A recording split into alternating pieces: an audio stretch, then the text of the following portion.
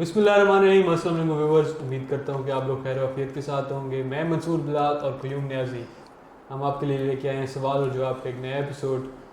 आज का जो हमारा टॉपिक है वो एक लेजेंड कह लें, जी लेजेंड। लेजेंडरी जो पर्सनैलिटी थी, मलका तरन्नुम नूरजहान, ये उनका पूरा नाम है। डैड मैंने सही जी प्रोनाउंस बिल्कुल किया है या बिल्कुल बिल्कुल बिल्कुल गलत है? बिल्कुल।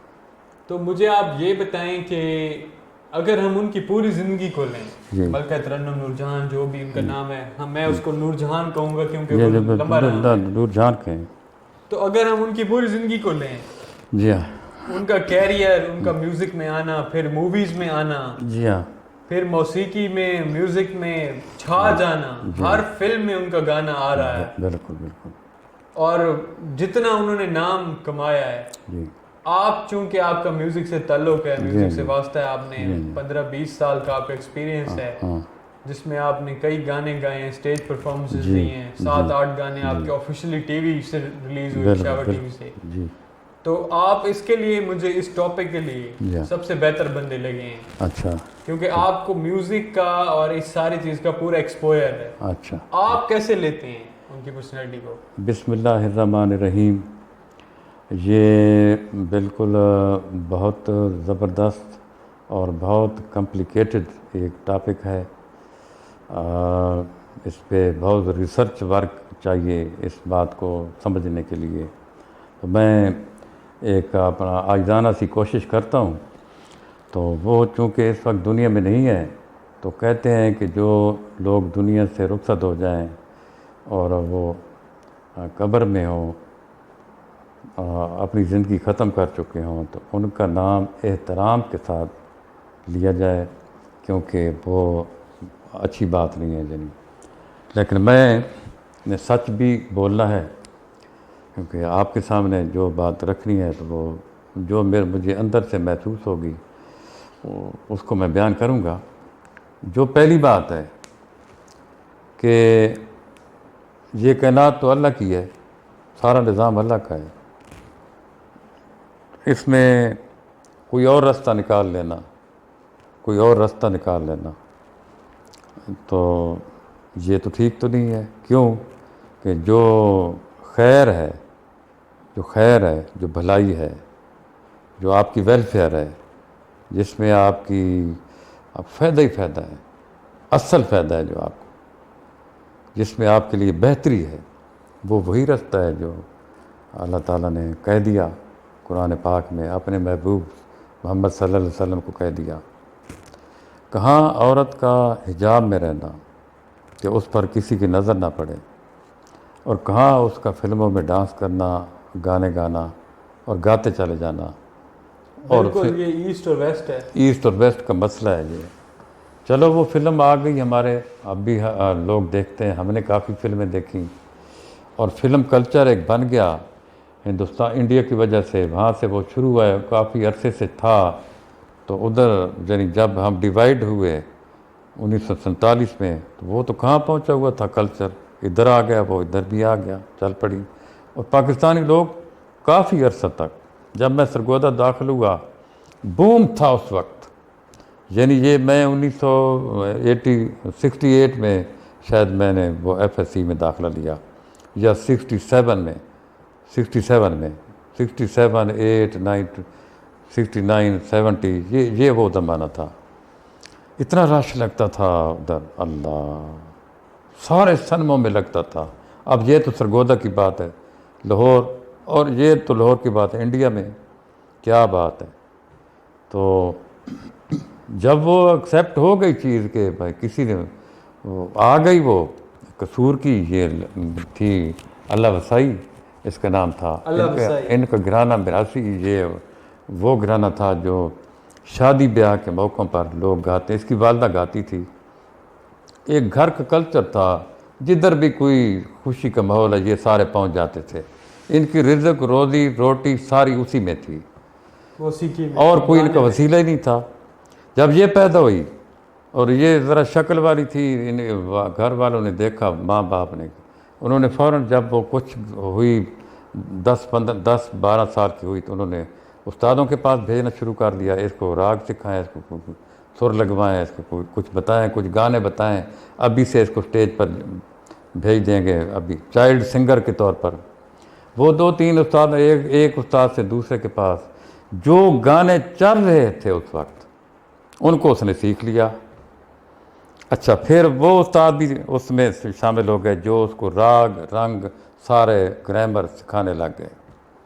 वो भी वो सीखती रही। चाइल्ड सिंगिंग उसने शुरू कर दी। वो हद तक कि कसूर लाहौर के साथ है, वो लाहौर में आ गई। लाहौर के जो शादी ब्याह के फंक्शन है उसमें वो चाइल्ड सिंगर, उस वक्त उसका नाम अल्लाह वसाई था।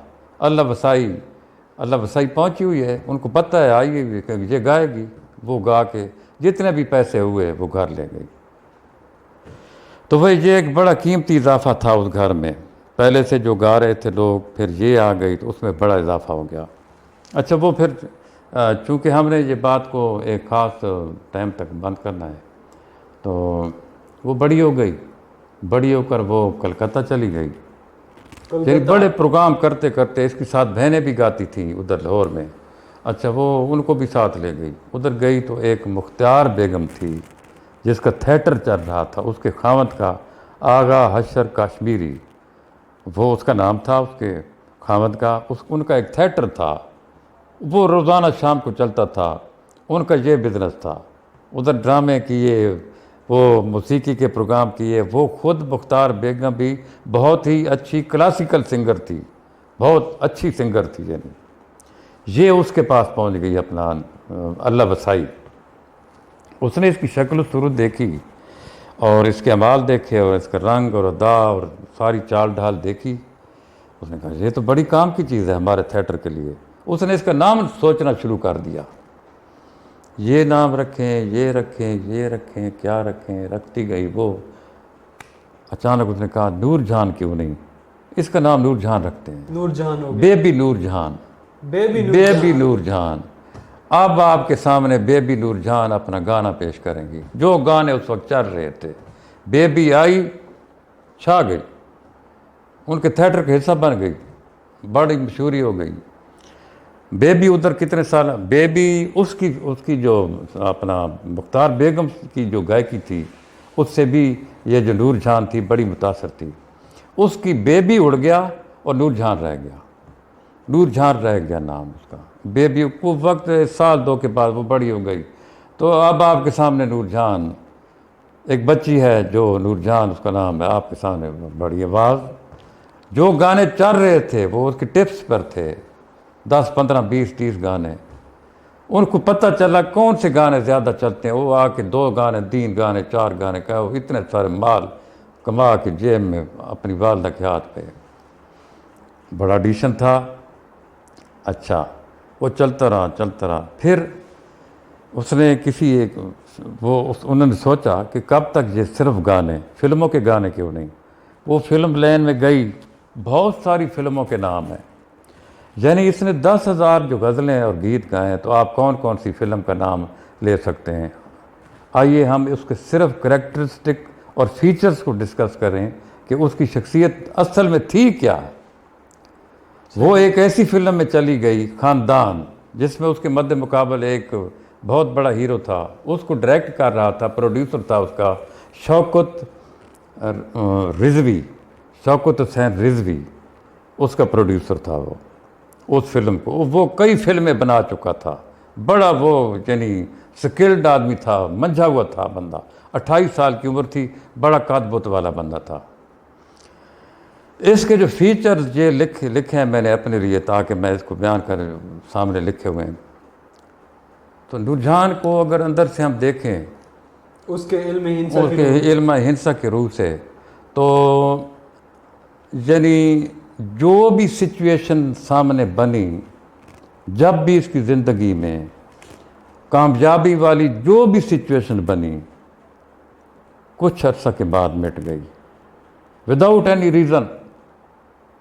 ये हिंसों का मैकेनिज़्म था, उसके हिंसों का ये मैकेनिज़्म था।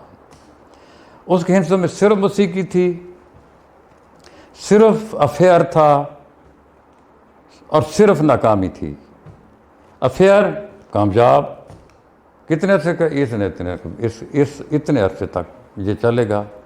बाद में अनडू मौसीकी हमने मौसीकी कामयाब, यानी मौसीकी उसकी अगर उससे पूछें, तो अगर हम उससे पूछते तो वो आपको ज़रूर कहती कि कौन सी कामयाबी।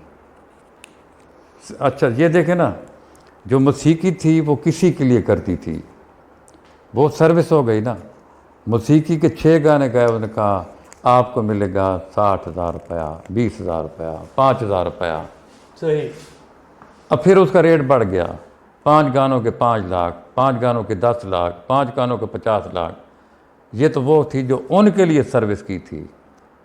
किसी और के लिए भी जब आपकी किस्मत नहीं होती, आप अपनी सर्विस बेच देते हैं किसी और को, वो स्लिप हो जाती है चीज़ आपसे, वो स्लिप हो जाती है, उससे पैसे आप ले लेते हैं, उससे तो पैसे आप ले लेते हैं।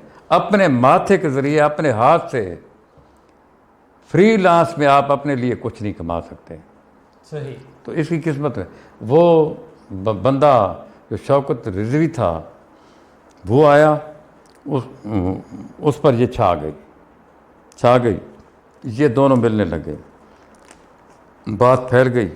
इनके घर वालों को बड़ा ये शिकवा हो गया कि जब वो अब कामयाबी की सीढ़ी पर लाखों में जा रही है, जब अब लाखों में जाने वाली है, तो एक लोफर उसके साथ चंबड़ गया है, भाई कम ये तो काम ख़राब हो रहा है। लेकिन वो नहीं बात है, वो बहुत प्रेशर उन्होंने डाला इन मुलाकातों पे, ये वो, उनकी शादी हो गई। अच्छा, चूँकि इसका काम क्या है कि एक सिचुएशन बन गई, वो कुछ अरसे के लिए कायम हो गई, फिर अनडू हो गई। सही। फिर अनडू हो गई।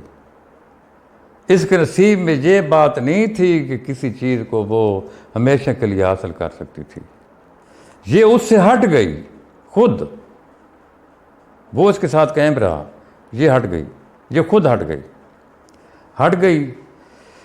तो फिर एक किसी तकरीब में गई, कोई खिलाड़ी था, इस नूरजहान मेहमान खसूसी थी, इसी ने उसको इनाम देना था, उसके गले में डाला, उसको हाथ में लाया, जो क्या है, वो इस पे छा गया, बिल्कुल छा गया। पहली मुलाकात 5 सेकंडों में, 5 मिनटों में वो जो खिलाड़ी था इसके असाब पे बैठ गया। इसने खुफिया मुलाकातें शुरू कर दी। अच्छा, तो शौकत हुसैन रिजवी ने एक अपनी जो नौकरानी रखी हुई थी, वो उसको जासूसी का काम दिया हुआ था इसने, शौकत ने, कि इस पे निगाह रखना, मुझे बताना। उसने उसको बताया किसी तरीके से, फ़ोन तो थे नहीं। अच्छा, तो उसने बताया कि वो कार पे इधर जा रही है अपनी, नौकर ने बताया, नौकर को उसने जासूस रखा कि अपनी नौकरानी को लेकर कार पे वो कहीं जा रही है। ये भी उसके पीछे बहुत तेज़ी से दौड़ा और वो मिल गया उनको। फिर उसने कार रोक, यानी ऐसा कर दी एक कोठी में, उसी खिलाड़ी की कोठी में, तो अंदर गई और ये पीछे गया। तो नौकरानी दौड़ी, उसके ऊपर वाली सीढ़ियों पर कमरा था, उधर दौड़ी, उसको जाके पकड़ लिया इसने, शौकत रिजवी ने। अंदर गया तो वो सीन कुछ और था, उसने उधर ही तलाक दे दी। तो इधर ये यानी इससे जान इसकी छूटी। फिर ये एक फिल्मी अदाकार था एजाज, उसके साथ इसका लव अफेयर हुआ, वो कायम न रह सका। वो किसी और अदाकारा, फिरदौस नामी एक अदाकारा थी, वो उसके पीछे भागता था, ये उसके साथ शादी कर चुकी थी। उधर इसकी बेचैनी, सारी ज़िंदगी मौसीकी, अफेयर, बेवफाई, अनडू। इसके नसीब में कोई सच्चा प्यार बिल्कुल अल्लाह ने नहीं लिखा था। ये उनकी पूरी टोटल ज़िंदगी का आपने खुलासा बताया। बिल्कुल। कहानी अगर अपना पूछना चाहे ना, तो बड़ी लंबी कहानी है, इस फिल्म में, उस फिल्म में, इस फिल्म में फ़लाँ अदाकार था, इस फिल्म में ये प्रोड्यूसर था, ये फिल्म इतनी कामयाब हुई, इसमें इतने गाने गाए, फ़लाँ गाना गाया, उसका कोई फ़ायदा ही नहीं। सही। इसके 3 फीचर हैं बस। ये मोहब्बत के बगैर कुछ भी नहीं कर सकती, गाने के बगैर कुछ भी नहीं कर सकती, कामयाबी कभी भी हासिल नहीं कर सकती। सही। हाँ, और ये इसमें इसका कोई कसूर नहीं। ये आखिरी मतलब लफ्ज़। जितना नाम बना जी हाँ, गानों की वजह से, फिल्मों की वजह से, वो कामयाबी अगर उससे पूछें कि भाई कामयाब हुई हो, तो ना वो कहेगी नहीं। ना ना ना, उसको ये तो मुझे नहीं चाहिए थी ना, ये ये चीज़ नहीं चाहिए थी, बिल्कुल ना। वो सिर्फ एक दिखावा था वो लोगों के दिखावा लिए। दिखावा दिखावा आखिरी हद तक, आखिरी हदों को छू रहा होता था। वो बड़ी कामयाब जी गुलकारा है पूरे ज़माने में, बड़ी लेजेंड है, थी वो लेजेंड, लेजेंड थी सही। हर एक के नाम, हर पूरे बरसगीर में नाम। लेकिन उसकी दिल की खुशी, अच्छा जब वो फौत हुई, मतलब कोई भी नहीं था, तो बच्चियाँ थीं शादीशुदा, कोई भी नहीं था। 21 बंदे उसके जनाजे में नहीं गए, 21 बंदे। अल्लाह उसको माफ़ करने वाला है, ये उसका फ़ैसला है। सही वो जो बात भी करता है उसके साथ, वो उसके साथ हमारा कोई कंसर्न नहीं होना चाहिए। जी हाँ। सही। लेकिन गाने के लिहाज से, अपने फ़न के लिहाज से, यानी लता इसकी मुरीद थी, क्या बात। लता इसको मानती है। वो कहते मैं नूरजहान नहीं बन सकती। क्या बात। और कई फंक्शनों पे लता और ये बाहर जाती थी, उधर पाकिस्तान से, इंडिया से बाहर, कई फंक्शनों में इकट्ठी गईं। और लता इससे बहुत ही मुतासर थी, यार काश कि मैं नूरजहान की तरह गा सकती। सही। जी हाँ। तो आपने बहुत अच्छी स्टोरी सुनाई और जो इंटरनल चीज़ें थी नूरजहान से रिलेटेड वो बताई जी हाँ। लोगों के सामने। तो बस यही है कि she was a legendary personality बिल्कुल हाँ। और बहुत सक्सेस हासिल की और जी हाँ। बहुत फेमस थी। लेकिन जी। आपने अकॉर्डिंग टू हर अगर उसकी ज़ुबानी सुने तो आपने उसकी वाह, ज़ुबानी सुनाई है बिल्कुल उसी की ज़ुबान कि में। ये मेरी स्टोरी थी। इंटरनल जो पोजीशन थी, वो सारी सिचुएशन, हमेशा उसको इस बात का दुख था, सही। हमेशा उसको दुख रहा इस बात का। तो हमारे प्रोग्राम का वक्त काफ़ी हो गया, हमें इसको रैप अप करना चाहिए। रैप अप करें इसको। व्यूअर्स, ये थी नूरजहान की इंटरनल स्टोरी जो डैड ने उसके हिस्से जो थे वो डी कोड करके आपको बताई है। ये शायद आपको विकीपीडिया पे ना मिले, जी हाँ। ये जो इंटरनेट है वहाँ से आपको शायद ये सारा कुछ ना मिल सके। जी हाँ। जो जब आप हिंद से डिकोड करते हैं तो आपको जो इंटरनल सच हैं, बंदे की पर्सनैलिटी, जो उसके करेक्टरिस्टिक्स हैं, वो सारे समझ में आते हैं। तो डैड के पास तो ये स्किल है, ये चीज़, इसमें एक्सपीरियंस है इनका। तो उम्मीद करते हैं कि आपको एपिसोड पसंद आया होगा। आप क्या सोचते हैं हमारे चैनल के बारे में हमें बताएं कमेंट्स में, और क्या बेहतर कर सकते हैं, हम किन टॉपिक्स पे बात कर सकते हैं। इंशाल्लाह मिलते हैं नई वीडियो में। टिल देन अल्लाह अल्लाह हाफ़िज़। हाफ़िज़। स्टार चौथी